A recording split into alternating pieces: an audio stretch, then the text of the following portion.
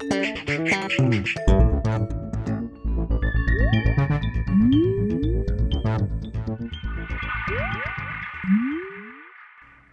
everyone, and welcome to the Vortex, where lies and falsehoods are trapped and exposed. I'm Michael Voris. There's a growing refrain coming from the left-wing camp these days, sensing for the first time that their messiah may be in hot water and all is not well in Obama land. His allies in the press are dutifully falling in line. They're reaching to the bottom of the deck and pulling out the race card. What a shock. Reporter after reporter is now declaring that if Obama loses, it's because of his race. The latest to jump on the Americans are a bunch of racist bandwagon is CNN's Jack Cafferty, a liberal curmudgeon who sneers at anything that even comes close to being conservative. As usual, the narrow-mindedness of the supposedly open-minded chattering class is truly profound. For months now, stories have been aired and printed about how well Obama is doing with black voters, how the black vote may sweep him into the White House in an unprecedented wave of post-racial euphoria. What lies behind the sneering of lefty journalists about race is the following assumption. White people aren't paying attention to Obama's policies, something most people still don't know because Obama still hasn't said, and they're simply voting against him because he's black. Since Obama is garnering a larger number of black voters and a larger percentage of that larger number than any other Democratic presidential candidate, why isn't this same analysis being applied to many black voters? Are they simply voting for him because he's black? I don't pretend to know the answer to that one question one way or the other. But then again, I don't publish our material in the New York Times or on CNN and declare it to be a fact. I suspect that some black voters want Obama to win because it would affirm feelings of actual citizenship and a victory over the cruel and inhuman institution of slavery and all that that horrible, horrible history has wrought in this nation for centuries. I perfectly understand that. My question isn't with black voters being emotionally invested in Obama victory because of those feelings. My question is with the double-standard journalists who claim a white vote against Obama means you're racist, but a black vote for Obama has nothing to do with race. Of course, race is an issue. Obama is, after all, half black.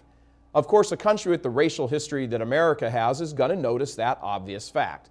He has sought to identify himself with the black half of his identity while making racially insensitive remarks about the white half of his identity. He called his grandmother, who helped raise him, quote, a typical white woman when it came to race. I'm not arguing over his characterization of his grandmother. It is his grandmother, after all. If he wants to think she was a bigot, he's perfectly free to think it and to say it. The point is this: there is no way the media would give a pass to a white candidate who blurted out a phrase like typical black woman. Why does the media continue to persist in the false assumption that somehow only whites can be bigoted?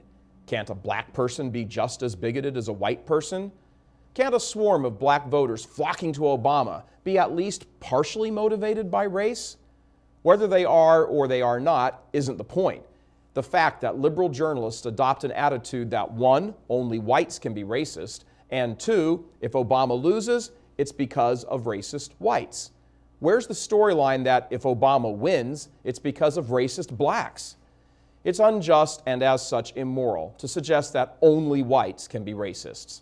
So why would a white guy like Jack Cafferty try to explain the closeness of the election and the possible defeat of Obama in terms of race? It's very simple. He's a left-wing ideologue who wants Obama to be elected because he supports Obama's policies. The fact that Obama is black just gives Cafferty and company an excuse to carp. Now, as a closing thought, I'm a white voter, and I bet I voted for a black for president long before Jack Cafferty ever thought of the idea. As a matter of fact, long before many of these agenda-driven, hypocritical reporters ever thought of the idea. In the 2000 Republican primaries, Alan Keyes was running against a field which included George Bush and John McCain. I voted for Alan Keyes, the only black candidate in the field. Why did I vote for him? Not because he was black, but because I agreed with his positions. Race had absolutely nothing to do with it. As indigestible for them and as difficult a concept it may be for the Jack Caffertys of the world to wrap their left-wing minds around, the truth is that a white guy already voted for a black presidential candidate 8 years ago, and what's more, I'd vote for him again.